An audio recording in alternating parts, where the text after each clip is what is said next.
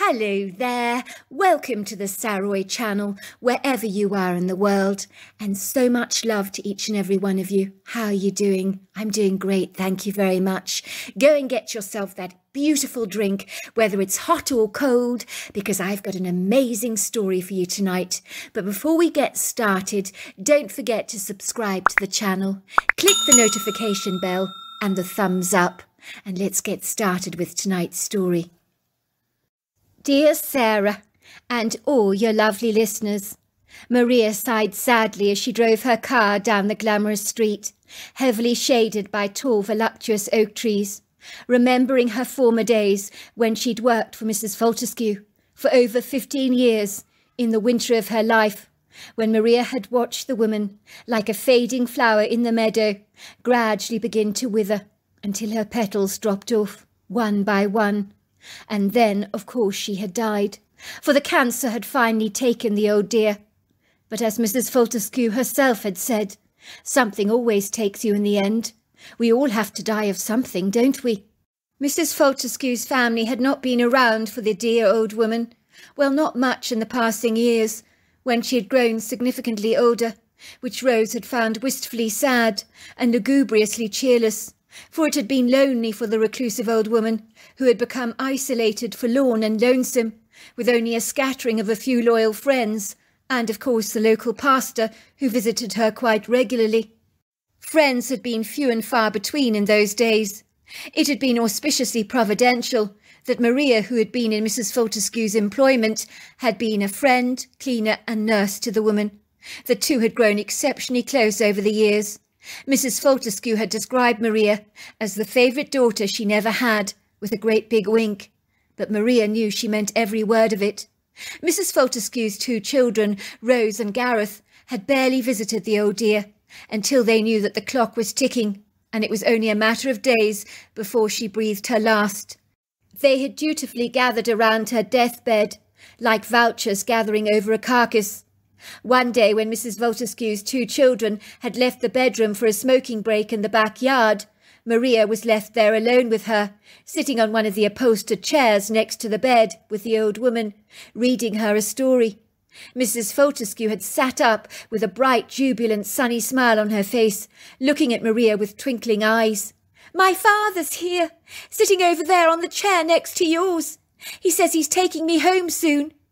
Maria thought Mrs. Fortescue must be delusional, but not once during the course of her cancer had she ever lost leave of her senses, or hallucinated at all.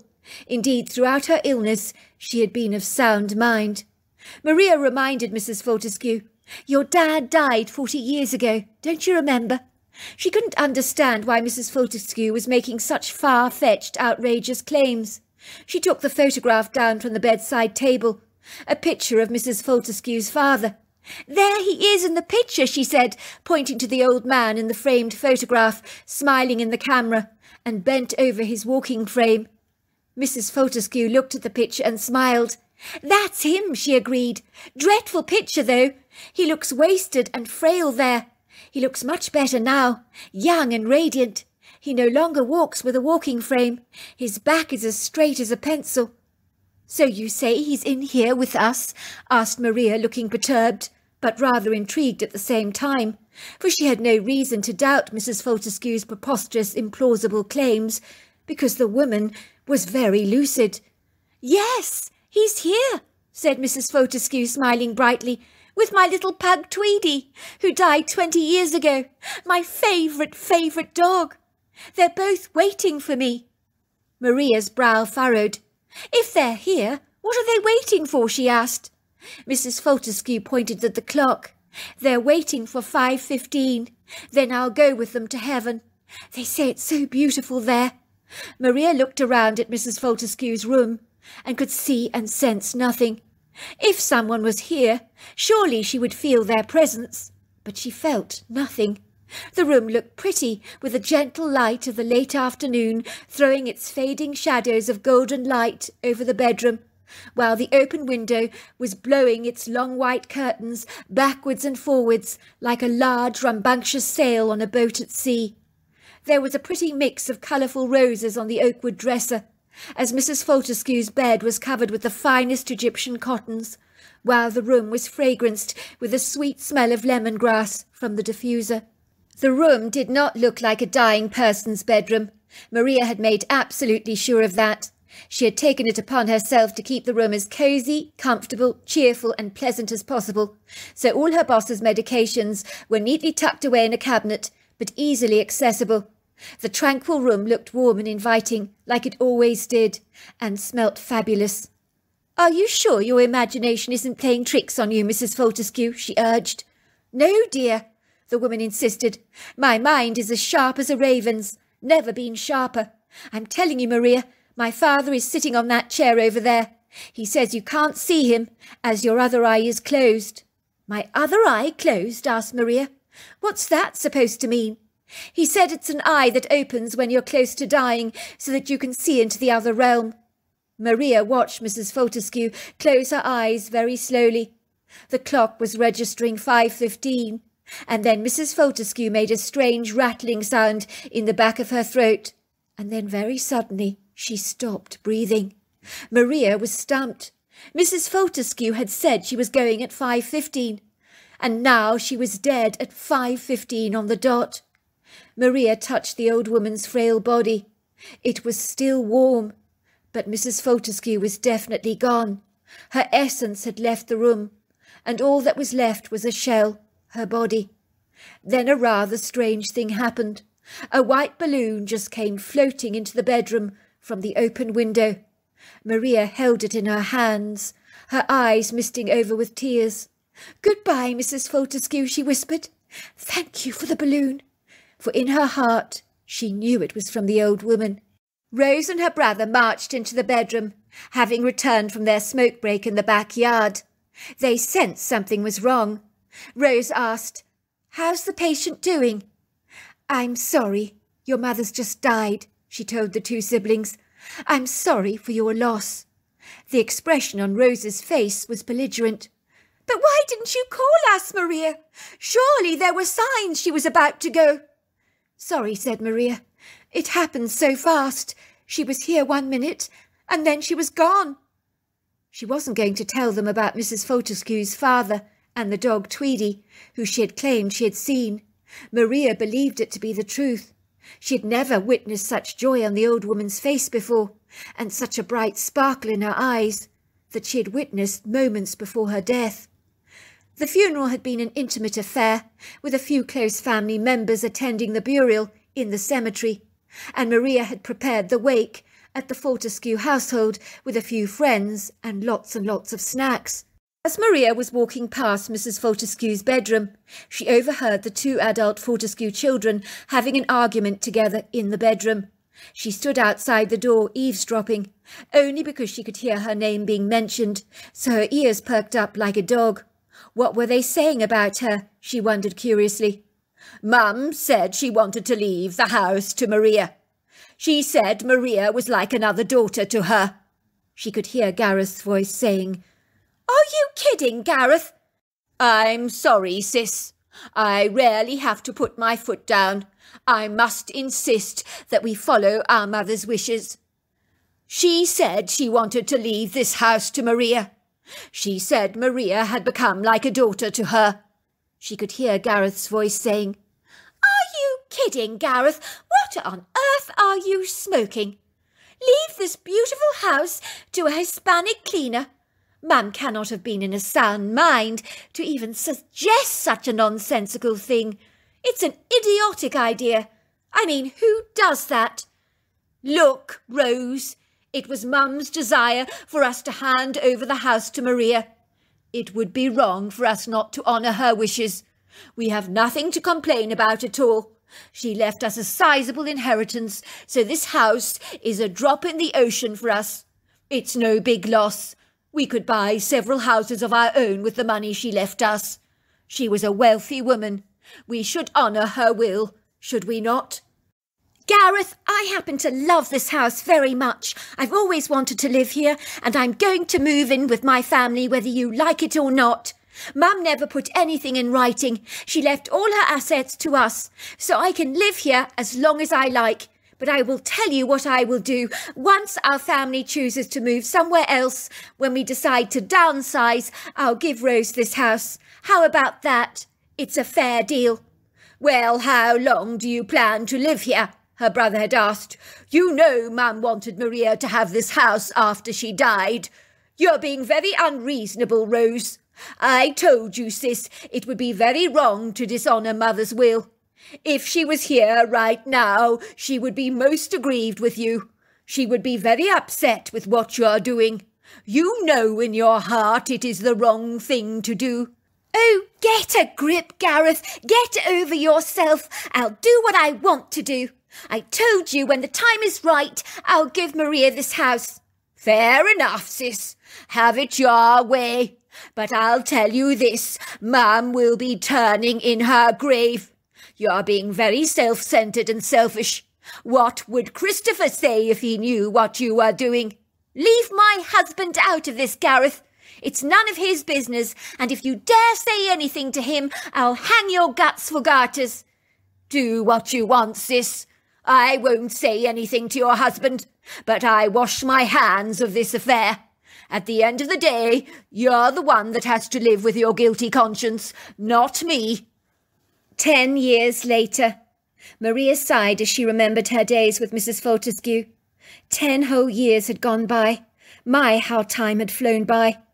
And Rose Fortescue had not given up on her mother's house. On the contrary, she had refurbished and modernised the place over the years.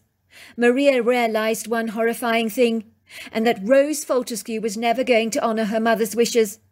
As it had only been a verbal agreement, there was not much that she could do about it, although Mrs. Fortescue had told her personally that she was leaving her house to Maria. It had happened one summer day, 5 years before Mrs. Fortescue had actually died. Maria had been telling her about the neighbourhood where she lived, where she had seen some unsavoury characters on the corner of the road selling drugs.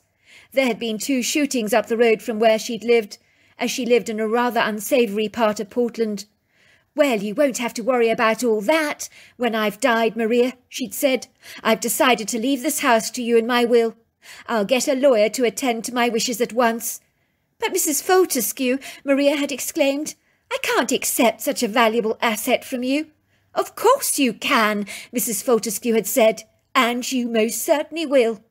Unfortunately, the well-meaning old woman never got around to organising lawyers to attend to her will. She wasn't an organised person, and was a great procrastinator, always putting things on the back burner. So Maria was not in an ideal position to do anything legally. As Maria sat in her rather run-down, dilapidated car, that was standing on very weary tyres, looking good enough for the knacker's yard, she studied Mrs. Fortescue's house through longing eyes that hankered to live in a house like this. When Mrs. Fortescue had promised her this house, it had been as if all her Christmases had come at once, but now everything had gone dreadfully wrong. Suddenly she became very affronted, disgruntled and piqued. None of this was fair. She and her husband had 2 children now, the ages of 8 and 10. This by right should be their home. That was as if Rose Fortescue had honoured her mother's wishes. The house was absolutely magnificent. There was no doubt about that. And now with the money that Rose Fortescue had lavished on the place, it looked more appealing than ever. It was a very striking, long, symmetrical home, with large French windows, elegant black shutters, a black slate roof, and ornate, highly polished black front door that was very easy on the eye. The kind of lavish house that would grab your attention with a second look. To the rear of the property, on the lowest elevation, it had floor-to-ceiling windows that overlooked the backyard, with fabulous views onto a farmer's field, and in the furthest distance was a resplendent woodgrove that stretched back for many miles. Maria knew her children would probably climb under the white wicker fence that separated her house from the farmer's field, and possibly go exploring the woodgrove, if they lived in Mrs. Fortescue's house, as that is what kids did, even when they were told not to trespass on other people's property. Maria regarded the house with a wistful, nostalgic yearning, and said, "You belong to me," under her breath. Then, before she knew what she was doing, she impulsively, spontaneously marched up the long white brick pathway, up the sandstone steps, to the grandiose front door and knocked on the gleaming gold horseshoe knocker with its lion head emblem. What the heck was she doing, she wondered, and she was about to make a hasty retreat back to her car when, to her surprise, the front door swung wide open. Rose's husband, who she knew was a brain surgeon at one of Portland's most prominent hospitals, was standing in the doorway with a warm, cheerful smile on his face. It was clearly his day off surgery. "Hello," said Maria awkwardly, her cheeks burning a bright red colour. "Is Rose here? I've come to see her." "Why don't you come in?" said Rose's husband. "My name is Christopher, although most people call me Chris. Rose has gone shopping briefly, but she'll be back in any moment. Why don't I make you a coffee while you wait?" Maria hesitated, unsure whether it was a good idea to wait for Rose to return. It would probably be wiser to run away as fast as she could. But some inner nudge persuaded her to stay. It wouldn't hurt to have a coffee after all. "Thanks," said Maria. "I do appreciate it. I like it black with no sugar, please." "Coming up," said Christopher, making 2 coffees, one for him and the other for Maria. "Just like you like it," he said, handing her the coffee, which she took from him gratefully, taking a couple of gulps in the hope that the caffeine would steady her frazzled nerves. Maria felt a little bit like a fish out of water in this luxurious home. Who was she kidding, thinking that she could ever live in a place like this? "I worked in this house for Rose's mother, Mrs. Fortescue," she said reflectively. "She was such a lovely old lady. I cleaned her house and attended to all her personal needs. I was in the bedroom when she breathed her last, you know." "Oh, I remember Rose being very upset about her mother dying when she wasn't in the room. I told her that some dying people choose to die when their relatives leave the room. It's nothing personal. It happens a lot." "I imagine you must deal with death and dying a lot," said Maria. "I mean, being a brain surgeon." "Not really," said Christopher. "You see, I usually operate on patients that I'm trying to save, not the other way round. I'm not really sure I'd be very good at dealing with dying patients all the time. It would be awfully depressing." "It was funny," said Maria, as she drank her coffee. "But when Mrs. Fortescue was dying, she told me her father had come to collect her, and that he was sitting in the chair next to her. He said he was going to take her at 5:15, and then at 5:15 on the dot she died, and a white balloon floated into the room. It was so surreal." Maria wondered why these revelations had spilled out of her mouth so easily. Christopher seemed to have opened her up unwittingly. Why on earth was she sharing these secrets with Rose's husband of all people? "That's interesting, although not surprising. You know, working in a hospital, I hear stories like that all the time. It's very common, you know, for people to see loved ones before they die. I had a patient with a benign growth on his brain that needed to be removed or he would die, as it was growing very quickly. It was a kind of procedure that was incredibly risky. If we didn't remove the tumour for the patient, he would die, but he would as likely die from the procedure. Operating on the brain can be very tricky, you know. I told the patient that we would operate on him, but he had a great chance of dying during that operation. For him it was a no-brainer. He told me if he was going to die anyway without the operation, and if there was a slim chance the operation could save him, no matter how slim, it was a risk he was willing to take. You see, he had a young wife and kids to worry about. I think it was my most nerve-wracking operation to date that I've ever done. One wrong move with that scalpel, and it was lights out for him." "That's terrifying. I think my hands would be shaking so unsteadily if that kind of pressure was placed upon me. Did the patient survive the surgery by any chance?" "He did indeed. To this day I don't know how. I marvelled at how smoothly my hands were operating that day. I know it sounds very strange, but I did feel as if I was being divinely helped during the procedure. Then for a moment the patient went into cardio arrest, would you believe it? It wasn't connected to the brain surgery at all, but things can go wrong sometimes, despite your very best efforts. Our patient seemed to have reacted adversely to the anaesthesia. Now, isn't that a joke? The brain surgery was our concern, but that went like a dream. The anaesthesia gave us complications."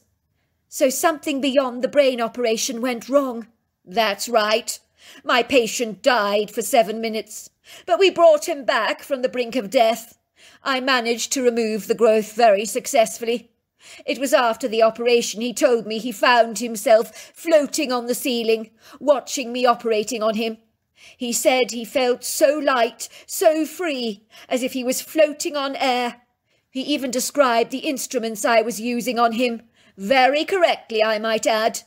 And he told me about the anaesthetist saying, "Damn, he's had a bad reaction to the anaesthetic." He said he could see his heart being shocked back to life. He said he remembers feeling so detached from his body. He said he felt as free and as liberated as a bird on the ceiling. And then he saw his deceased mother, who told him he could not go back with her. It wasn't his time yet. He never wanted to die, but once he was out of his body, he didn't want to return to it. He said he could feel himself being sucked right back into it, and felt exceedingly annoyed about it. That is so incredible! Wow! I can't believe it! It does make you think there must be life after death, doesn't it? Well, I think so too. What's all this about? Said Rose, coming into the kitchen carrying a large brown shopping bag in her hands, taking various items out of her bag and placing them on the white marbled island. A bottle of cold white wine, red wine, including a baguette, garlic, minced beef, tomato passata, spaghetti and parmesan. "This is Maria," said her husband. "She worked for your mother for 15 years. I don't know if you remember her at all." "Of course I remember Maria.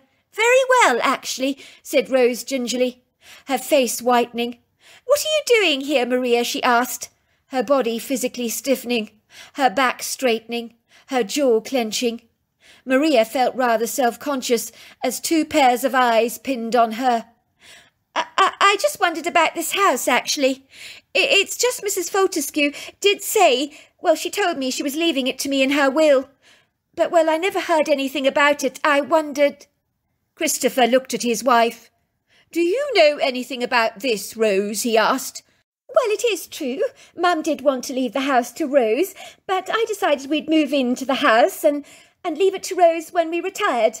I mean, there's no rush, is there?" she said, her face growing red. "You decided? What do you mean, you decided, Rose?" asked Christopher, looking annoyed. "Did your mother want to leave this house to Maria or not?" Rose flushed again. "Yes, I told you she did. But she never put anything down on paper formally. There was no legal agreement. And why not live here for a start? I mean, I love this house." "But she asked you to leave this house to Maria. She told you verbally. Those were her distinct wishes. Is that right?" "Yes, she did, but you don't understand." "But what?" snapped Christopher. "You mean we've been living in this house for over 10 years, and it's not even ours? Are you kidding me, Rose? You dishonoured your mother's wishes. That is appalling. How could you possibly do that?" "Well, it was our mother's house, and she didn't put anything down formally." "That's right. It was your mother's house. She said she wanted to leave it to Maria. You stole Maria's home, Rose. You broke a promise to your own mother. That is unethical and despicable." "But there was no legal documents." "That doesn't matter, Rose. Your mother trusted you with a verbal agreement. She wanted you to leave this house to Rose. You dishonoured her promise. That's appalling, you know. I feel ashamed of what you did." "I am very sorry, Maria. I must apologise for what my wife has done. We will hand over the house and keys to you as soon as possible. We will get the paperwork and the documents signed over to you once we've bought another house. We'll give you financial compensation for having lived in your home for over 10 years. I think that's reasonable." Maria could see Rose looking furious, but Christopher, her husband, seemed determined to do the right thing by Rose's mother, Mrs. Fortescue, and Maria herself felt she'd won the jackpot. She had so nearly failed to have the guts to go to that front door. Thank goodness for Rose's husband. He was a good man. Maria's account. I could hardly believe it when my Hispanic family with Mexican ancestry moved into Mrs. Fortescue's home. And better still, Christopher, Mrs. Fortescue's son-in-law, had paid me sizable compensation for the 10 years I'd missed out on in living in my home. Considering he and his wife had spent a vast amount of money upgrading and modernising the house, my family were winners in every regard. When you've been poor all your life and been forced to live in a high-crime neighbourhood near Gateway Discovery Park, with unsavoury characters loitering in the dark shadows, it's a monumental relief to move into such an upmarket neighbourhood with congenial people, a very convivial, warm atmosphere where you feel safe for the very first time in your life. I was so used to bolting my doors behind me every night for fear of some untoward, thuggish character breaking into my home. We would regularly see police in our area, as drugs were being sold on every street corner. I remember being eyewitness to these 2 young black boys who were barely 18 years old, shooting their friend at point-blank range in the head over a drug deal gone horribly wrong. I had seen this through my own window. Regretfully, I was the only person courageous enough to testify to the police about who I'd seen involved in that shooting. I soon learnt why the black community never tell the police a thing. They're terribly afraid of reprisals, recriminations and payback, which might come in the form of a bullet to the head. Me and my husband received numerous death threats after I testified against the shooters. So every day I would return home from my new cleaning job with my head warily looking over one shoulder, wondering whether I would live to fight another day. In truth, you would never look at Gateway Discovery Park and think there was anything unpleasant or objectionably nefarious about the immediate area. In other words, to the untrained observer, you might think it was an agreeable place to live. This deception can steal the obnoxious truth from your eyes all too easily when you see people happily picnic on the viridescent manicured turf, with balloons floating in the air, picnic blankets on the ground, and sumptuous birthday cakes being eaten.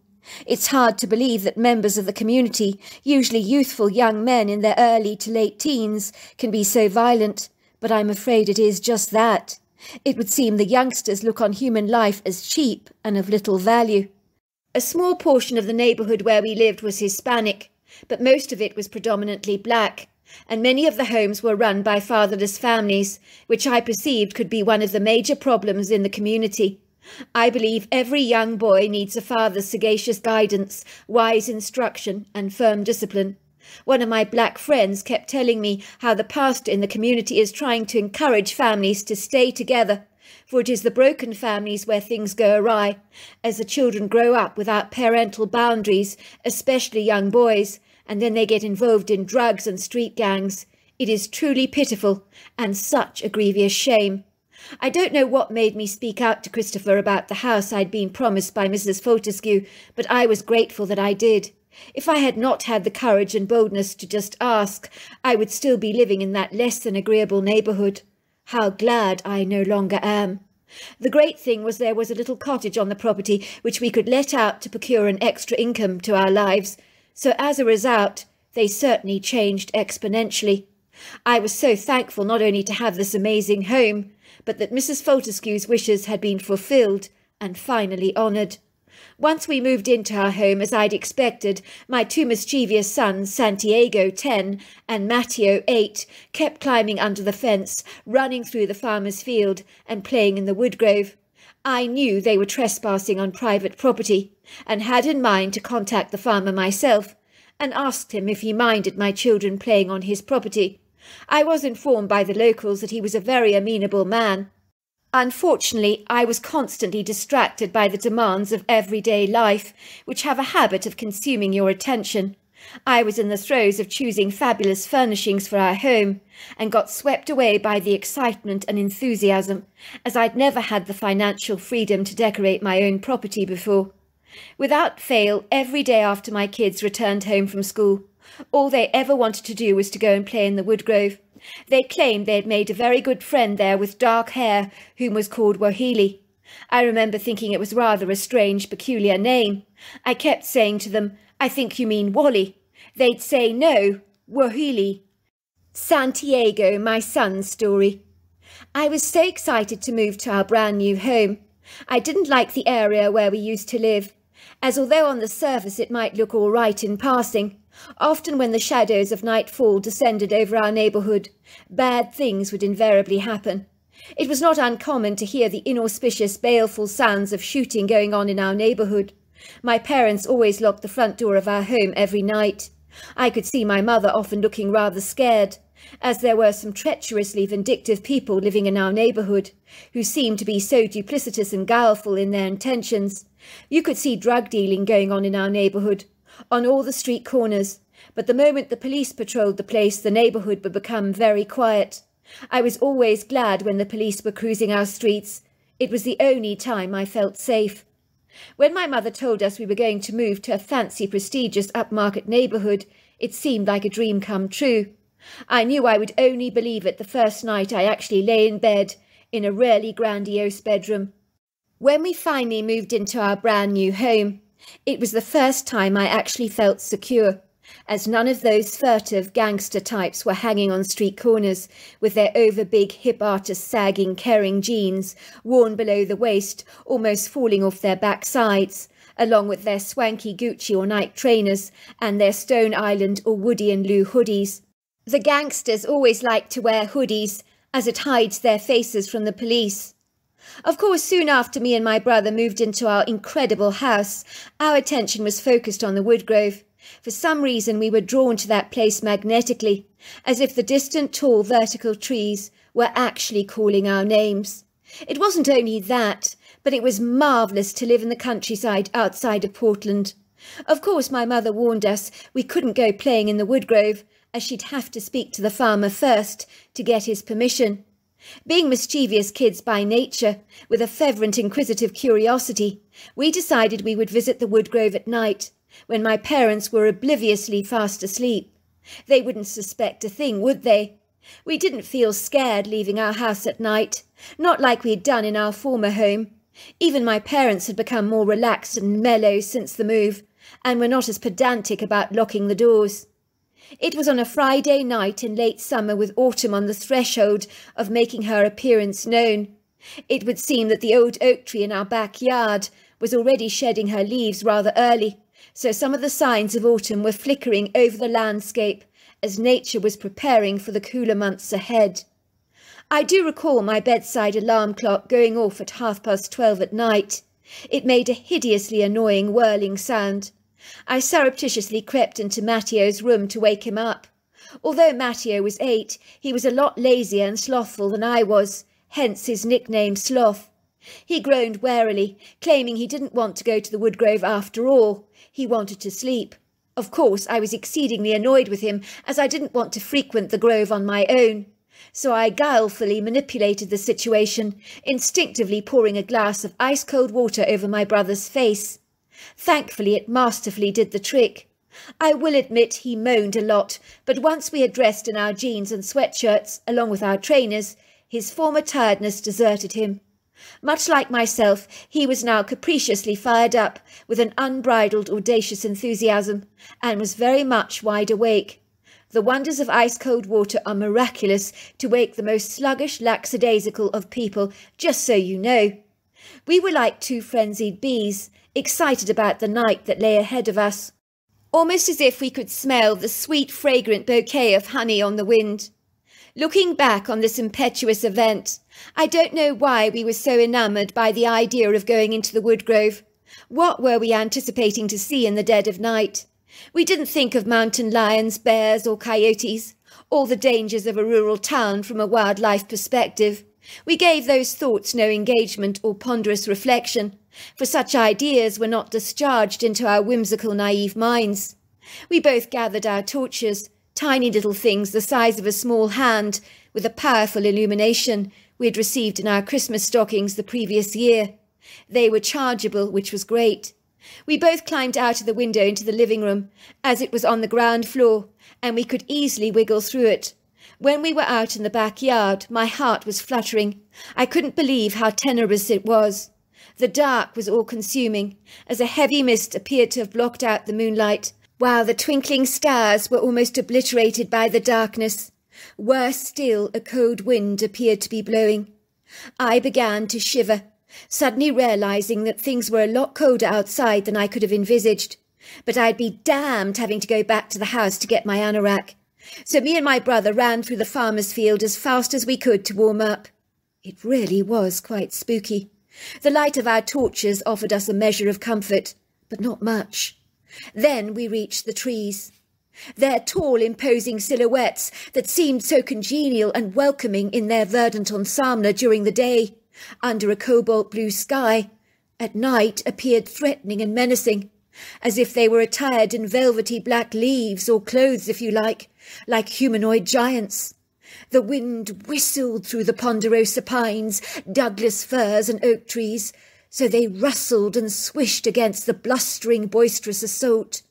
The high-pitched screeching noise the wind made sent shivers pulsating down my spine, as the sound was like disembodied ghosts wailing into the night. As we entered the forest, it was pitch black, caliginous, sombre, foreboding, so oppressively leaden and gloomy that all my enthusiasm died and waned like the light on a candle wick. My excited heart, that had formerly been flapping away with enthusiasm, began to thump in my throat with a salient anxiety. It was then that something pounced on me unexpectedly. I found myself falling backwards onto the soft earthen floor, where I landed on the ground with a bump, while a strange, ambiguous creature was staring down upon me. I was so confounded that I stared up at the creature in astonishment. What the heck was this thing, I wondered? A boy, covered in hair? How was that even possible? My brother just froze to the spot, like a terrified mouse. He began to wobble and shake like a jelly. The critter was about 4 foot tall, spindly and skinny, with overlong arms, a muscular torso, a pyramid-shaped head with a human face. He was covered in fine long black hair, with auburn highlights. He stepped away from me after I screamed, clearly upset that he had scared me. I remember hearing the words in my head, "I didn't mean to scare you." It was weird because no one has spoken to me that way before, in my head I mean. I realised then he wanted to play with us. Soon me and my brother forgot that he was scary at all, as we adjusted to our strange new friend, in the same way we had adjusted to the cooling temperature. We told him what our names were. He told us his name was Wuhali, and then when the winter came he would be moving away, so he wouldn't be here for very long, but in the meantime he'd like to be our friend. He told us he was an only child, and that his mother had had dozens and dozens of miscarriages, so when he was born she was very happy, and he said he got lonely without any youngsters to play with, but his mother had been trying to have a sister or brother for him, but to no avail. So after he was born, she never fell pregnant again. I don't know why we communicated with him so easily, as he left impressions in our mind which we discerned were not our own thoughts, and me and my brother compared notes, and our impressions were exactly the same. We only learnt when we were older it was telepathic communication, but it's a hell of a lot easier than opening your mouth all the time. We regularly played hide-and-seek with Wuhali. We often saw his mother watching us from behind a tree. At first she intimidated us because she was so massive. She was easily 7 foot tall and 500 pounds. But her deep-set dark eyes, the colour of treacle, were so kind, and she seemed so happy that we were interacting with her son. She enjoyed watching us play, and was so nice to us because Wuhali was so good at playing hide-and-seek, and so when we were struggling to find his location, she would secretly point to where he was hiding so that we could easily find him. The enigmatic thing about Wuhali is he could stand still against a tree and almost become invisible, or one with it, rather like a chameleon. You could easily not notice him at all, so his mother's intervention was a massive help. One time she pointed at a tree, and I went up to it and couldn't see Wuhali there at all. But when I felt the tree trunk, I felt Wuhali's hair, and I knew at once it was him. I'll say this. His hair felt exactly like human hair. It was definitely not fur. During the daylight hours, when we came back from school after we'd done our homework, we would play with Wuhali in the woodgrove. All we needed to do was call his name, and he would be there. As the trees finally shed their leaves, the days grew ominously colder and darker, and as winter fortuitously made her approach, the weather became colder. Me and my brother decided we wanted to invite Wuhali around to our house for a celebratory farewell party, as he would be leaving soon. Me and my brother were so sad. We loved Wuhali. We'd never met anyone like him before. Back to Maria. I knew my kids had been sneaking in the woodgrove during the day. I wasn't very pleased with them. No sooner had they got home from school, they would just go into the woodgrove. They would ask me to make extra sandwiches at lunch for their friend, which I thought was rather strange, but being a boy, maybe he was just too lazy to make his own, I thought. I was frustrated about their visits to the woodgrove. I hadn't got around to contacting the farmer to ask for his permission for my kids to play on his premises, but when my kids claimed they were playing with a friend in the woodgrove, I automatically assumed it must be the farmer's child. I was terribly pleased my kids had made friends with one of the local children, but heartily disappointed that they seemed less interested in making friends with the other local neighbourhood kids. It seemed that they were very attached to a boy they called Wuhali, as they could never stop talking about him. They would say things like, "Wuhali thinks it's going to be a very cold winter this year. Wuhali says there's exactly 350 shades of gold in the sunset. Wuhali says that the wild ginger growing in the woodgrove is excellent for a sore stomach and great to stimulate a flagging mind. Wuhali says the neighbour's dog is sad as his friend died and he's very lonely." I remember thinking, Wuhali sounds like a very peculiar little boy talking about the shades of sunset and the neighbour's dog's emotional distress, but my kids seemed to like him a lot, and in the end, wasn't that all that mattered?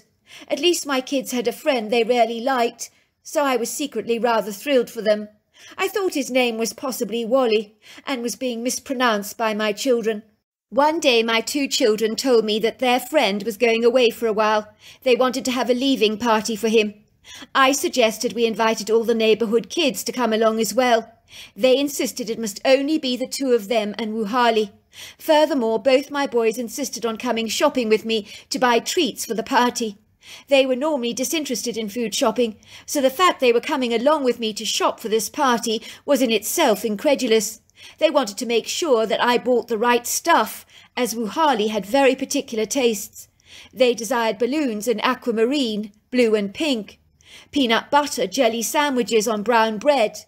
They wanted barbecue-flavoured chips, Kit Kats, apple crumb pie, chocolate nuts, caramel nuts, sausage rolls, sticky barbecue ribs, and tons of grapes. The party was prepared for Wuhali. I had balloons all over the kitchen, and the food spread out across the table. When I first met the boy, he seemed incredibly shy and very wary of me, as he was not entirely sure I could be trusted. At the time, I didn't realise he was a Bigfoot. In fact, at first I thought he was a kid wearing a monkey costume, as his face was just like a human child's.